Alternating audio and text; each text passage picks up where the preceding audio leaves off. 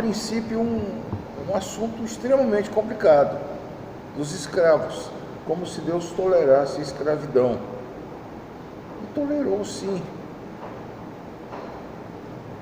A mesma coisa, eu acho que nós podemos encontrar uma analogia no caso da poligamia. O Senhor Deus tolerou a poligamia e Jesus explicou por quê. Por causa da dureza do vosso coração. Ele tolerou a escravidão. Creio que pela mesma razão. Mas o importante é você notar aqui que o Senhor Deus está interferindo nas relações sociais para melhorá-las, não para piorá-las. Primeiro, ele está estabelecendo um direito superior dentro do seu povo. O judeu que fosse comprado escravo, e muitas vezes a pessoa tinha que se vender, por quê? À custa de uma dívida que não podia pagar, ele se vendia. Entretanto, o judeu não era vendível perpetuamente, se é que existe a palavra vendível. Ao 7º ano ele sairia. E é interessante quando você vê as leis do 7º ano, em que o Senhor diz: não suba ao teu coração pensamentos do tipo: estamos no 6º ano, daqui a um ano ficarei livre dessa dívida. Não. O 7º ano é o ano sabático. As terras voltariam aos seus donos. E os escravos que se tornaram propriedade de alguém voltariam aos seus donos. Quem? Eles mesmos. A escravidão entre os judeus durava 6 anos, no 7º ele teria que ser libertado. Mas é interessante que o Senhor Deus não apenas fala desse período, fala do que acontece nele. Se durante esses 6 anos se o escravo viesse casado, ele seria livre e casado. Mas se durante esses 6 anos o seu senhor lhe desse uma mulher, note bem, não está falando de casamento. O escravo se rebaixou ao ponto de se tornar um bem comercial, mas mesmo bem comercial, ele não poderia ser tratado como qualquer coisa. Se o senhor lhe desse casamento, lhe desse uma mulher em casamento, ele sairia sozinho, a mulher continuaria, e os filhos eventuais continuariam com o seu senhor.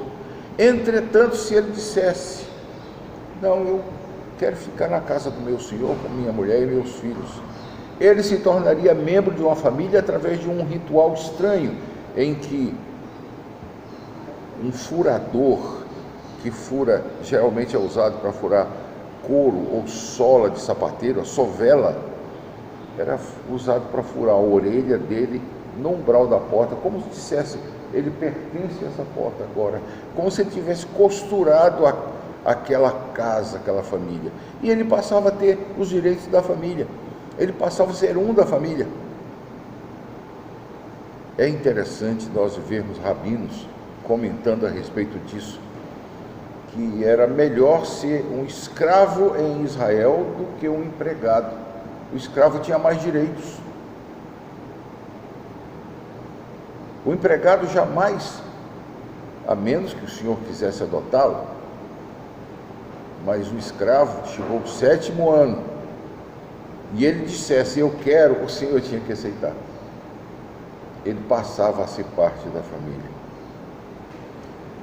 Agora, um problema terrível para nós hoje: um homem que não se vendeu a si próprio, mas vendeu uma filha.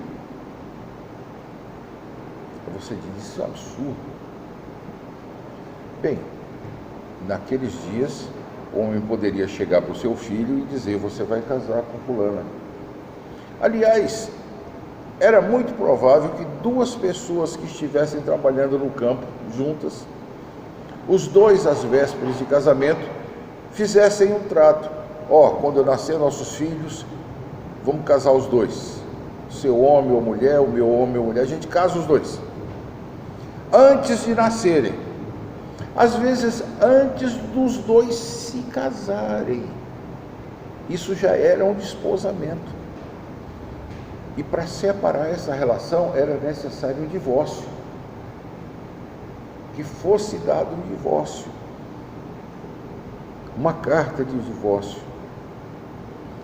Pois bem, aqui vai se tratar do caso do homem que, muito provavelmente, para preservar o restante de sua família, vende uma filha. Ela não podia ser tratada como qualquer. Se ela foi vendida para se casar, quem comprou não poderia simplesmente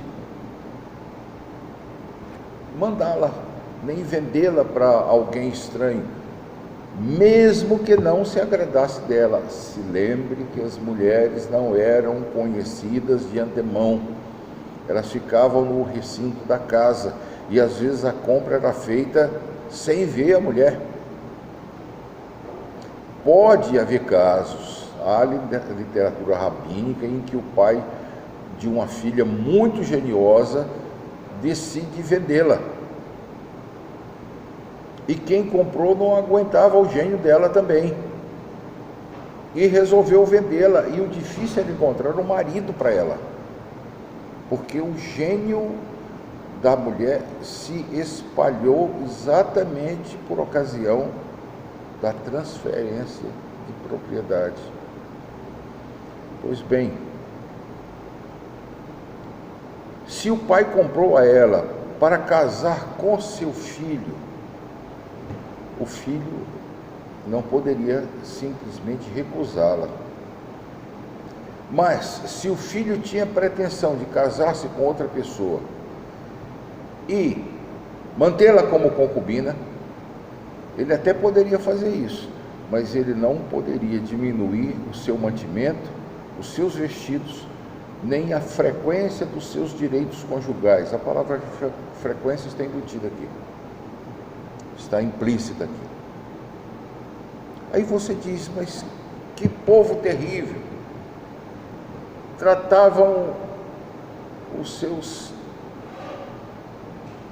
uns aos outros como escravos, como coisa que podia ser vendida. Não. A decisão de ser escravizado partia da pessoa. Eu vou me vender, eu não posso pagar minha dívida contigo, portanto eu me vendo a você, com a certeza de que sairia livre no 7º ano. Ou partia do seu pai, com a certeza de que sairia livre no 7º ano também.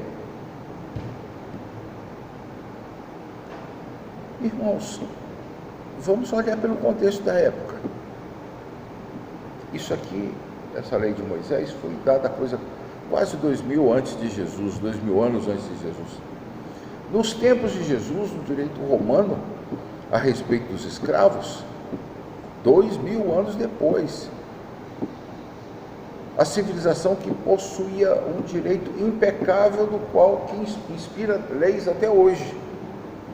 O direito romano dos escravos é que o escravo era uma propriedade como um banco, que eu poderia vendê-lo, trocá-lo, quebrá-lo, poderia matar um escravo de pancadas, bater nele até ele morrer. Ninguém tinha nada a ver com isso. No contexto, então, aqui nós temos o Senhor atribuindo leis